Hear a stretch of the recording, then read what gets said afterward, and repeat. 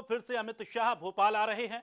वैसे तो राजनीति के चाणक्य कहे जाने वाले अमित शाह ने पहले ही मध्य प्रदेश का मोर्चा संभाल लिया है और शाह लगातार एमपी का दौरा भी कर रहे हैं। अमित शाह के मोर्चा संभालने के बाद बीजेपी को पॉलिटिकल फीडबैक मिला है और ये पॉजिटिव फीडबैक एक तरफ चुनाव से पहले सीएम शिवराज सिंह चौहान लगातार घोषणाएं कर रहे हैं, दूसरी तरफ संगठन लगातार पार्टी को मजबूत करने में जुटा है। मध्य प्रदेश विधानसभा चुनाव में लगातार नेगेटिव फीडबैक मिलने के बाद 12 जुलाई को अमित अचानक भोपाल दौरे पर पहुंचे। इसके बाद शाह ने चुनाव की कमान खुद संभाल ली। अमित शाह के एमपी में एक्टिव होने के बाद प्रदेश का संगठन भी एक्टिव हो चुका है। अमित शाह हर मुद्दे की मॉनिटरिंग अपने लेवल पर कर रहे हैं। शाह के दौरे के बाद चुनाव को देखते हुए बीजेपी संगठन ने अपने बूथ स्तर पर सबसे ज्यादा फोकस किया और करीब 63,000 बूथ स्तर की नेटवर्किंग लगातार फील्ड में उतारकर काम कर रही है। आमतौर पर चुनाव की घोषणा होने के बाद उम्मीदवार घोषित किए जाते हैं, लेकिन इस बार बीजेपी ने चुनाव से पहले ही 79 उम्मीदवारों की पहली और दूसरी लिस्ट जारी कर दी, जिस कारण से प्रत्याशियों को जनसंपर्क के लिए पर्याप्त समय मिला। तो वहीं नाराज नेताओं को विधानसभा चुनाव में जिम्मेदारियां सौंप दी गई। इसके बाद उनके विधानसभा क्षेत्रों में नाराजगी भी कम हुई है।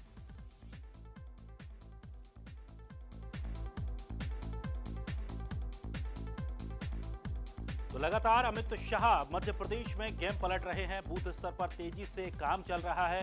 हालांकि जो रिपोर्ट्स आई उन रिपोर्ट्सों का उन्होंने बिल्कुल भी परवाह न करते हुए नया रिकॉर्ड बनाया है और अब एक पॉजिटिव माहौल मध्य प्रदेश में अमित शाह ने बीजेपी के लिए तैयार कर दिया है। वरिष्ठ नेताओं को भी लगातार मनाने की कोशिश की जा रही है। इसके अलावा जो और तमाम बड़े नेता हैं उन्हें भी बड़ी बड़ी जिम्मेदारियां दे दी गई हैं। जन आशीर्वाद यात्रा का पॉजिटिव फीडबैक बीजेपी को मिला और इससे अब कार्यकर्ताओं में एक नया उत्साह देखने को मिलेगा। तो इस तय समय से पहले इलेक्शन मोड में आना अमित शाह का एक बड़ा गेम प्लान है। पहली और दूसरी सूची का पॉजिटिव असर भी बीजेपी को मिल रहा है। तो अमित शाह खुद मध्य प्रदेश की एक एक पल की खबर को लेकर मॉनिटरिंग कर रहे हैं, जिसकी वजह से अब यह माना जा रहा है कि मध्य प्रदेश में अमित शाह ने गेम पलट दिया है।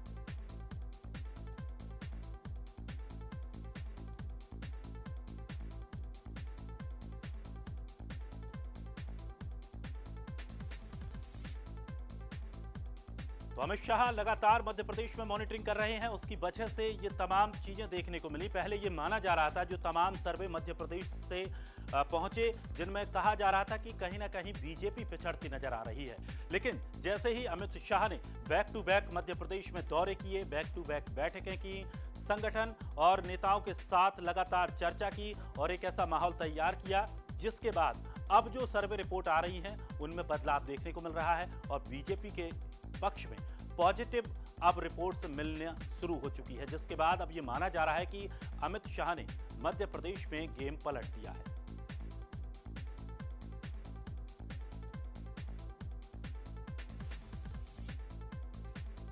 वहीं नाराज नेताओं को भी विधानसभा चुनाव में जिम्मेदारियां दे दी गई। ऐसा माना जा रहा था कि जो पुराने नेता हैं, जो लगातार लंबे समय से बीजेपी से जुड़े हुए हैं, उनकी अनदेखी की जा रही है, लेकिन अमित शाह के गेम प्लान में ये भी शामिल था और उन्होंने उन नेताओं को बड़ी बड़ी जिम्मेदारियां दी हैं, खास करके चुनाव को लेकर बड़ी जिम्मेदारियां दी हैं, जिसके बाद ये माना जा रहा है कि जो नाराज नेता हैं, जो सीनियर नेता हैं, उनकी भी नाराजगी कमी हुई है। क्योंकि नाराजगी की वजह साफ तौर पर यह थी कि उन नेताओं का ये कहना था कि उनको पार्टी साइडलाइन कर रही है, पार्टी में उनकी बखत कम हो रही है, लेकिन अमित शाह ने आते से ही उन्हें बड़ी बड़ी जिम्मेदारियां दी और अब इसके बाद माना जा रहा है कि विधानसभा क्षेत्रों में नाराजगी कम हुई है और इसका फायदा बीजेपी को मिल पाएगा।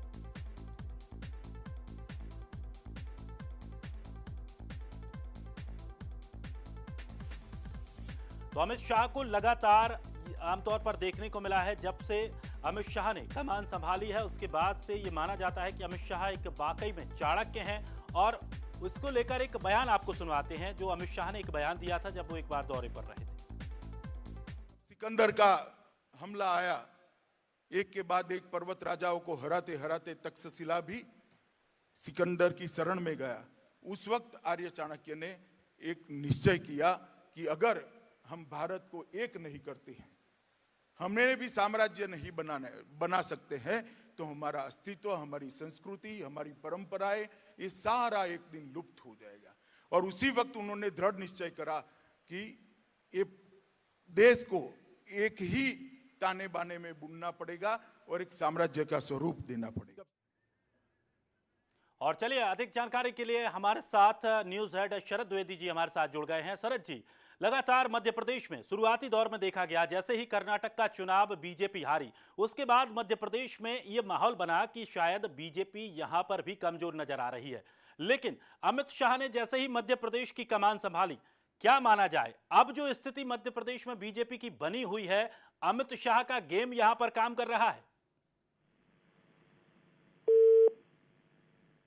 चलिए, हम शरद जी से जुड़ेंगे, लेकिन उससे पहले आपको बता दें कि लगातार मध्य प्रदेश में अमित शाह नजर बनाए हुए हैं और उन्होंने खुद उस मध्य प्रदेश के चुनावों की कमान अपने ऊपर संभाली है और लगातार वो मध्य प्रदेश के दौरे भी करते रहे। दौरों के अलावा तमाम उन्होंने बैठकें की, संगठन में सामंजस्य बनाने की भी उन्होंने कोशिश की। इसके अलावा जातिगत समीकरण भी उन्होंने बाखूबी यहां साधने का प्रयास किया है। खास करके अगर बात करें, जिस तरह से ये माना जा रहा था कि कुछ कार्यकर्ताओं में नाराजगी है, उस नाराजगी को भी दूर करने के लिए तमाम सीनियर नेताओं को जिम्मेदारियां सौंपी गईं और उन्होंने जाकर आपसी कार्यकर्ताओं में सामंजस्य बिठाया और एक साथ चुनाव लड़ने का फैसला किया। लेकिन सबसे बड़ी बात है, अब हमें यहां पर यह भी समझना होगा, क्या केवल ये 2023 के लिए प्लान है अमित शाह का?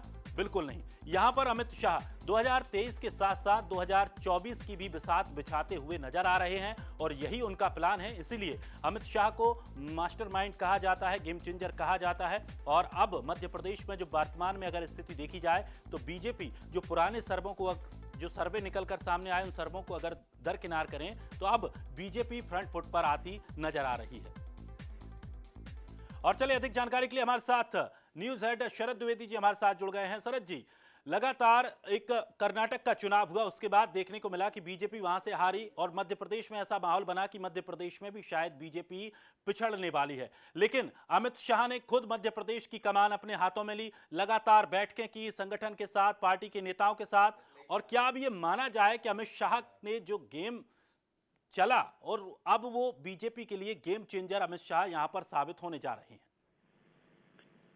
देखिए, सबसे पहले तो हमें ये समझना होगा कि अमित शाह के लिए मध्य प्रदेश इतना महत्वपूर्ण क्यों है, या भारतीय जनता पार्टी के लिए इतना महत्वपूर्ण क्यों है। क्योंकि रिसेंटली बीजेपी ने जो 3-4 चुनाव हुए हैं, चाहे आप पश्चिम बंगाल की बात करें, पहले हिमाचल प्रदेश की और कर्नाटक की, इन चुनावों में बीजेपी ने सफलता हासिल नहीं की है। और बीजेपी ये जानती है कि राज्यसभा के गणित के संतुलन के लिए उत्तर भारत में उसका दबदबा बरकरार रहना और मध्य प्रदेश जैसे बड़े राज्य में उसकी सरकार का होना बहुत आवश्यक है। राजस्थान में ऐसा माना जाता है कि हर 5 वर्ष में सरकार बदलती है, तो यही वजह है कि बीजेपी राजस्थान को लेकर चिंतित नहीं है। छत्तीसगढ़ में कड़ी टक्कर है और मध्य प्रदेश में भी टक्कर कांग्रेस से आसान नहीं है। इसीलिए शाह जी की पूरी कोशिश है कि मध्य प्रदेश में वो अच्छे जनमत के साथ सरकार बनाए बीजेपी, जिससे राज्यसभा के गणित पर क्योंकि बीजेपी की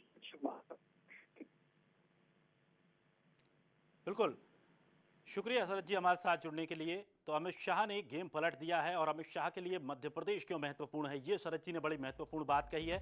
इसे लेकर भी हम चर्चा करेंगे, मेहमान भी हमारे साथ जुड़ेंगे। लेकिन सबसे पहले आपको बता दें कि मध्य प्रदेश में जब सबसे पहले चुनावों की एक आगाज शुरुआत हुई, उस समय देखा जा रहा था कि मध्य प्रदेश में एक माहौल बदलता हुआ नजर आया। और उसके बाद अब जो स्थिति है, वर्तमान की जो स्थिति है, तमाम दौरे यहाँ पर अमित शाह ने किए, तमाम बैठकें किए, उसके बाद अब माहौल बदलता नजर आ रहा है। खास करके बीजेपी ने जन आशीर्वाद यात्रा निकाली, उस यात्रा का जब फीडबैक बीजेपी को पॉजिटिव मिला तो अब ये माना जा रहा है कि अब बीजेपी पूरी तरह से फुल मूड में है और जो पहले जो कयास लगाए जा रहे थे वो कयासों पर अब बीजेपी अव्वल नजर आती हुई नजर आ रही है। और चलिए, हमारे साथ एग्जीक्यूटिव एडिटर मनोज सैनी जी भी जुड़े हुए हैं। मनोज जी, शरद जी ने भी कहा कि जिस तरह से आखिर मध्य प्रदेश अमित शाह के लिए खास क्यों है, ये जानना बड़ा महत्वपूर्ण है। क्या 23 और 24 दोनों की प्लानिंग एक साथ है?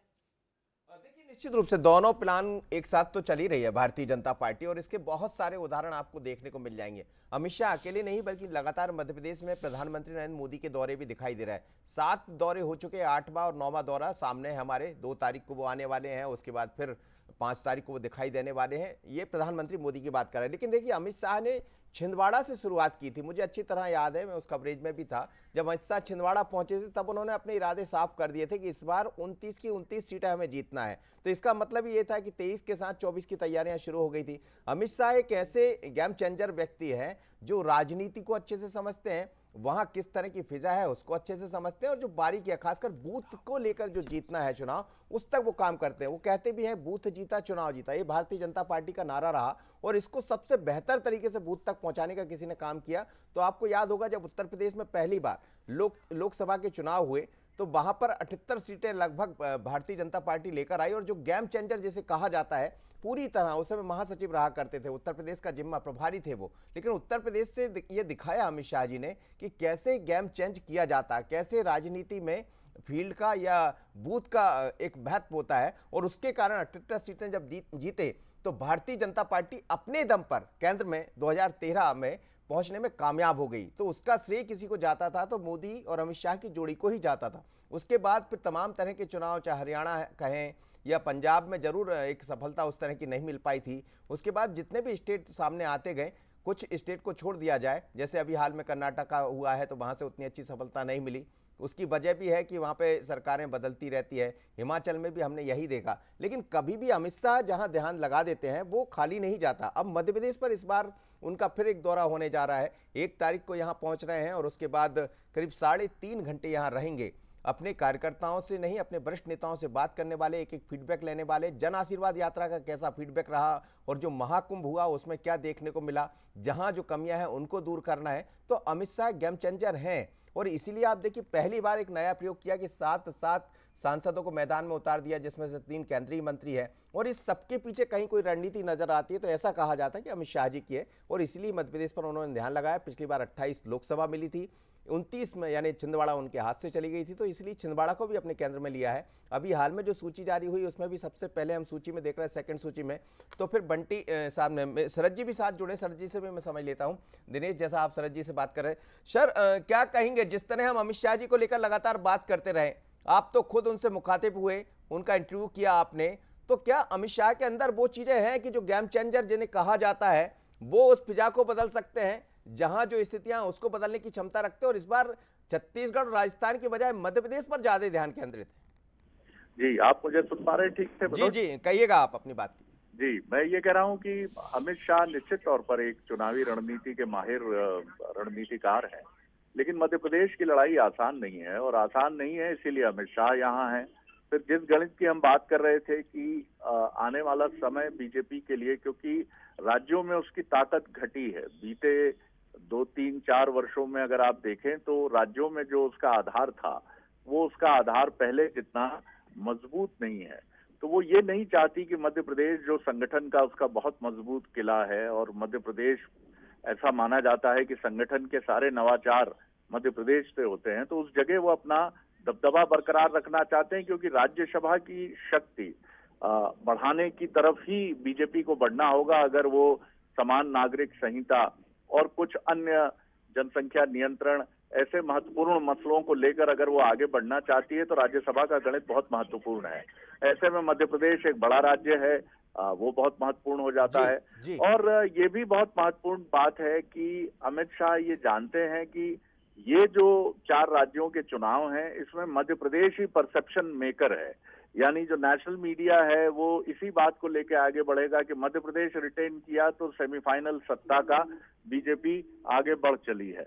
तो ये बड़ी महत्वपूर्ण बातें हैं जिनके चलते अमित शाह पूरा जोर लगा रहे हैं। अब देखिए, ये प्रयोगधर्मिता की एक क्लास तो हम देख चुके हैं मनोज। अब एक कैबिनेट मंत्री जो मध्य प्रदेश की हैं, उन्होंने स्वास्थ्य कारणों के चलते, मीडिया रिपोर्ट्स कह रही हैं कि वो चुनाव नहीं लड़ेंगी, लेकिन अंदर खाने की खबरें ये कह रही हैं कि कुछ और मंत्री भी इस तरह के किसी प्लान के साथ आगे सामने आ सकते हैं। कारण कुछ भी हो सकता है, उनके परिवार में किसी को टिकट मिलना या उनकी सक्रियता को लेकर, लेकिन वो सारे विलिंगली जो कंसेंसस बना है, जो भूपेंद्र यादव जी, अश्विनी वैष्णव और पर्दे के पीछे संगठन महामंत्री, ये सारी कवायद लगी है, इसका मतलब है कि उन लोगों को सहमत किया जा चुका है जो चुनाव मैदान से बाहर हों। सर, गुजरात में हमने देखा 156 सीटें लेकर आई भारतीय जनता पार्टी, और सबसे लंबा जो समय रहा है गुजरात में, करीब 30 साल हो गए वहां सरकार बने हुए। तो एंटी इनकम्बेंसी की जो बात होती है उसको नजरअंदाज किया गया, बल्कि ये दिखाने का प्रयास किया भारतीय जनता पार्टी ने कि हम वो हैं जहां कोई एंटी इनकम्बेंसी नहीं होती। और मध्य प्रदेश में आप देखिए 7 लोग सांसद चुनाव मैदान में, जिसमें 3 केंद्रीय मंत्री है। अमित शाह क्या उसी रणनीति के साथ गुजरात की तर्ज पर मध्य प्रदेश में बढ़ना चाहते, 156 सीटें वहां लेकर आए, तो क्या कुछ नया करने की तैयारी भी इसमें दिखती है अमित शाह जी के लिए? देखिए, मैं फिर दोहराऊंगा मनोज की मध्य प्रदेश कठिन है। गुजरात एक ऐसा राज्य है जो भावनात्मक रूप से प्रधानमंत्री नरेंद्र मोदी जी और अमित शाह जी केंद्रीय गृह मंत्री, क्योंकि वो भी गुजरात से आते हैं, तो गुजराती समाज एक इथनिक समाज है जो अपने नेताओं से बहुत गहराई से जुड़ा है। तो गुजरात की सफलता दरअसल नरेंद्र मोदी जी और अमित शाह जी की भी सफलता है। मध्य प्रदेश में भिन्नता है, और मध्य प्रदेश में कमलनाथ जी ने जिस तरह से जमावट की है और जिस तरह से कांग्रेस की शक्ति को बढ़ाने का प्रयास किया है, उसको देखते हुए यहाँ लड़ाई चुनौतीपूर्ण है। तो ये 150 का लक्ष्य होगा या एक आराम कंफर्टेबल मेजॉरिटी होगी, ये तो नतीजे बताएंगे।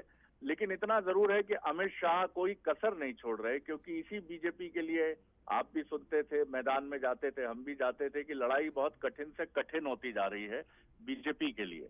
तो ये जो चीजें हैं ये बड़ी महत्वपूर्ण है, और आने वाला वक्त ये बताएगा कि बीजेपी किस तरह से आगे बढ़ती है। मनोज जी बिल्कुल, धन्यवाद सर, आप जुड़े। निश्चित दिनेश जैसा बता रहे हैं, शरद जी से भी बात हो रही है, तो एक बात तो बहुत साफ है कि गेम चेंजर तो है, लेकिन मध्य प्रदेश जो है वो कहीं ना कहीं गुजरात की तर्ज पर हम नहीं देख सकते। गुजरात का एक अलग माहौल है, क्योंकि खुद अमित शाह और मोदी वहां से आते, जैसा मैंने शरद जी से बात की, और वैसा कुछ मध्य प्रदेश में नहीं। मध्य प्रदेश में कमलनाथ भी एक अच्छी पोजीशन में माने जाते हैं, इसको कुछ चुनौती के बतौर भी देखा जा सकता है, और दूसरा कुछ नया करने की तैयारी में भी अमित शाह दिखाई देते हैं। लेकिन कितना सफल होंगे, पर मुझे लगता है बात मध्य प्रदेश की नहीं, छत्तीसगढ़ की भी कर लेना चाहिए दिनेश। बिल्कुल, और चलिए बात अब छत्तीसगढ़ की करते हैं। छत्तीसगढ़ में आज केंद्रीय गृह मंत्री अमित शाह ने मैराथन बैठकें ली हैं। प्रदेश कार्यालय में करीब 7 घंटे तक बैठक चली। बैठक में चुनाव की तैयारियों पर सवाल पूछे गए, और सीधा सीधा पूछा गया कि चुनाव के लिए हम कितने तैयार हैं। छत्तीसगढ़ में 90 सीटें आखिर कैसे जीत पाएंगे, तो परिवर्तन यात्रा और कार्यकर्ताओं का फीडबैक पर भी चर्चा की गई। और अब ये माना जा रहा है कि प्रधानमंत्री मोदी का जो दौरा होगा, उसके बाद बीजेपी छत्तीसगढ़ में भी दूसरी सूची जारी कर सकती है। बता दें कि 30 सितंबर को प्रधानमंत्री मोदी बिलासपुर पहुंचेंगे, परिवर्तन यात्रा के समापन कार्यक्रम में शामिल होंगे। बिल्कुल बिल्कुल दिनेश, और ये देखिए आप, बहुत ही दिलचस्प बात, यदि हम मध्य प्रदेश की बात कर रहे हैं तो छत्तीसगढ़ भी उसी तरह का है। छत्तीसगढ़ ज्यादा बड़ा प्लान भारतीय जनता पार्टी को बनाना पड़ेगा, क्योंकि 2018 के जब चुनाव हुए तो सत्ता दोनों जगह मिली, मध्य प्रदेश में भी मिली और छत्तीसगढ़ में भी मिली। लेकिन भूपेश बघेल एक ऐसे व्यक्ति बनकर सामने आए जिन्होंने ये दिखाया कि हाँ, सत्ता संभालना हमें भी आता है, और यदि भारतीय जनता पार्टी इस लाइन पर बढ़ती है तो एक नई लाइन पर हम भी काम कर सकते हैं। आदित्य जुड़ रहे हैं हमारे साथ, आदित्य नामदेव। आदित्य जी, मेरी बात सुन पा रहे हैं? जी आदित्य। बिल्कुल जी जी, हमारे स्टूडेंट हमारे साथ जुड़ रहे हैं आदित्य। आदित्य जी, क्या कहेंगे जिस तरह जी छत्तीसगढ़ की जब हम बात करते हैं तो छत्तीसगढ़ वो है, मध्य प्रदेश से ज्यादा चैलेंज कहीं ना कहीं भारतीय जनता पार्टी के लिए छत्तीसगढ़ है, और अमित शाह लगातार दौरे कर रहे हैं, लगातार पहुंच रहे हैं, तो क्या ये माना जाए वहां भी गेम चेंज होगा? बिल्कुल मनोज जी, देखिए जैसे दिल्ली में बैठे शख्स को छत्तीसगढ़ बहुत छोटा नजर आता है, जब हम स्टूडियो में बैठते हैं तो ऐसा लगता है मध्य प्रदेश। जी कहिए। जी आदित्य, अपनी बात कीजिएगा। चलिए रहती है और जहां सत्ता में रहती है। छत्तीसगढ़ में भी लगातार आदित्य जुड़ गए। शाह बैठकें की, और बैठक करने के बाद उन्होंने साफ तौर पर उन्होंने पहले वहां के नेताओं से पूछा। अच्छा, यहां पर मनोज जी एक चलिए आदित्य जुड़े हुए, पहले आदित्य से समझ ले। जी आदित्य। इसके अलावा अगर बात करें तो विजय बघेल हैं, ये सभी लोगों को विधानसभा चुनाव लड़ाने की तैयारी है। मैसेज बहुत क्लियर है, जिस प्रकार से भूपेश बघेल का चेहरा है, जिस प्रकार से छवि है, बहुत साफ है। उनके कंपैरिजन में आपको बड़े बड़े नेताओं को उतारना पड़ेगा। मध्य प्रदेश में सरकार है भारतीय जनता पार्टी की, यहां पर आप सत्ता से 5 साल दूर हैं, और ऐसे समय दूर है जब भूपेश बघेल जैसा चेहरा है, जिसने आपसे राम का नाम भी छीन लिया, जिसने गाय गोबर किसान भी आपसे छीन लिया, ऐसे समय में आपको यहां पर टैक्टिक्स बनानी है छत्तीसगढ़ को जीतने की। निश्चित तौर पर देखिए 5 राज्यसभा सांसद है, जैसे कि शरद जी कह रहे थे, कोई भी बिल आपको पास कराना है तो लोकसभा और राज्यसभा दोनों चाहिए। समान नागरिक संहिता चाहिए तो लोकसभा में आपके पास संख्या है, लेकिन राज्यसभा में भी होनी चाहिए। तो जब तक राज्यों में आप नहीं जीतेंगे, जब तक राज्यसभा में आप उस बिल को पास करा ही नहीं सकते, क्योंकि संख्या बल आपके पास होगा नहीं। छत्तीसगढ़ में तमाम बड़े नेताओं, जिनको बड़ा बड़ा नाम है, सरोज पांडे राष्ट्रीय अध्यक्ष रह चुकी है महिला मोर्चा की, राज्यसभा सांसद रही हैं, अभी रामविचार नेताम सांसद रह चुके हैं, अरुण साव प्रदेश अध्यक्ष हैं, विजय बघेल भूपेश बघेल के खिलाफ खड़े किया गया, रेणुका सिंह को सरगुजा से उतारने की तैयारी, गोमती साय को रायगढ़ से उतारने की तैयारी है, संतोष पांडे को राजनांदगांव की सीट से उतारने की तैयारी। तो ये बड़े बड़े नाम हैं जिनको विधानसभा में भेजने की तैयारी, और यहाँ के विधानसभा के जो बड़े नाम है उनको लोकसभा में शिफ्ट करने की तैयारी। ये बड़ी रणनीति यहाँ पर अमित शाह लेकिन आदित्य, सबसे बड़ी चुनौती आप क्या देखते हैं? आप क्या चुनौती देखते हैं आदित्य सबसे बड़ी? क्योंकि आप लगातार फील्ड में बने रहते हैं, लोगों से बात करते हैं, हर एक जिले की नब्ज आपके हाथ में है। तो बीजेपी को ऐसी कौन सी नब्ज की जरूरत होगी जिससे वो जो अपना एक तरह से कहा जाए जो एजेंडा लेकर चल रही है वो उसमें पास हो पाएगी? देखिए बीजेपी के लिए मनोज जी, सबसे पहले यहां के जो 13 चेहरे आपके पास बचे हैं विधानसभा के, इनमें मैक्सिमम लोगों को आपको फील्ड से हटाना पड़ेगा, क्योंकि जो पिछली बार नाराजगी थी 2018 के चुनाव में, वो इन्हीं चेहरों को लेकर थी। आपको जी जी बिल्कुल जी। चलिए, आदित्य जैसा कह रहे थे कि 13 चेहरे ऐसे हैं जिन्हें फील्ड पर लेकर आना पड़ेगा, जिन्हें मैदान में उतारना होगा। उन्होंने नाम भी लिया, जैसे सरोज पांडे का जिक्र किया या दीपक की बात की। तो जी आदित्य, अपनी बात पूरी कीजिएगा। जी जी बिल्कुल। देखिए मनोज जी, सबसे बड़ी बात है यहाँ के जो पुराने चेहरे थे, डॉक्टर रमन सिंह है, बृजमोहन अग्रवाल है, ये सब लोगों को, अमर अग्रवाल, ये सब लोगों को कहीं ना कहीं ये लगता है कि ये चेहरे अब बदलने चाहिए। छत्तीसगढ़ भारतीय जनता पार्टी में परिवर्तन दिखना चाहिए, केवल बोलने से परिवर्तन नहीं होगा। इन सब चेहरों को हटाकर आपको नए चेहरों को जगह देनी पड़ेगी, क्योंकि अगर आपने 13 में से 3 का टिकट काटा, 10 को दे दिया, तो फिर वो 3 का क्या दोष था? तो कुल मिलाकर आपको विधानसभा में जिस प्रकार से आपने 21 लोगों की लिस्ट दी, एकदम नए चेहरे। तो अमित शाह क्या इस पर काम कर रहे हैं? मेरा अंतिम सवाल आपसे आदित्य, क्या अमित शाह इसी लाइन पर काम कर रहे हैं? आदित्य, क्या अमित शाह इसी लाइन पर काम कर रहे होंगे छत्तीसगढ़ में? बिल्कुल। देखिए, लोकसभा सांसदों को विधानसभा में उतारना, विजय बघेल की तस्वीर हम देख चुके हैं। विजय बघेल पाटन से लड़ रहे हैं मुख्यमंत्री के खिलाफ, कका वर्सेस भतीजा होगा वहां पर। वैसे ही यहां के विधानसभा के जो सदस्य हैं उनको लोकसभा भेजने की तैयारी, और इसी पैटर्न पर अमित शाह फिलहाल काम कर रहे हैं। चलिए जी दिनेश, आदित्य हमारे साथ जुड़ने के लिए, और बड़ी महत्वपूर्ण उन्होंने बात कही। और मुझे जहां तक लग रहा है कि मनोज जी, अब अगर जो छत्तीसगढ़ की दूसरी लिस्ट आएगी वो मध्य प्रदेश से भी ज्यादा चौंकाने वाली हो सकती है। जैसा कि अभी उन्होंने प्लानिंग के बारे में कहा कि जो पुराने चेहरे हैं उनको बिल्कुल ही हटाना पड़ेगा, सभी जगह पर नए चेहरे लाने पड़ेंगे। देखिए, एक ही भारतीय जनता पार्टी, अमित शाह जी के पास सिर्फ एक ही मुद्दा है, एक ही मुख्य बात है कि कहीं ना कहीं हमें भारतीय जनता पार्टी को छत्तीसगढ़ मध्य प्रदेश में लेकर आना, लेकिन मध्य प्रदेश से ज्यादा टफ छत्तीसगढ़ है, और छत्तीसगढ़ है तो फिर कुछ नया करना पड़ेगा, जिसकी तरफ आदित्य इशारा कर रहा है। अब कितना नया वो कर पाते हैं दूसरी सूची में, इस पर हमारा ध्यान रहेगा। पर इतना जरूर है कि दोनों चुनाव, मध्य प्रदेश की बात करें छत्तीसगढ़ की, मध्य प्रदेश से ज्यादा टफ छत्तीसगढ़ है, तो चुनौती बड़ी है। जी दिनेश, बिल्कुल। और अब अमित शाह का प्लान कितना तैयार हुआ है, किस तरह से गेम पलटा जाएगा, ये देखना भी बड़ा दिलचस्प होगा। बिल्कुल बिल्कुल दिनेश, ये देखना पड़ेगा। लेकिन हमारी नजर, बंसल न्यूज की नजर हमेशा बनी रहती है, खासकर राजनीति से जुड़ी खबरों पर, चुनाव से जुड़ी खबरों पर। अमित शाह के दौरे को लेकर क्या होगा, मध्य प्रदेश में क्या कुछ नया कर पाएंगे, छत्तीसगढ़ में कर पाएंगे? तो आप बने रहिए बंसल न्यूज पर। मुझे दीजिए इजाजत, नमस्कार।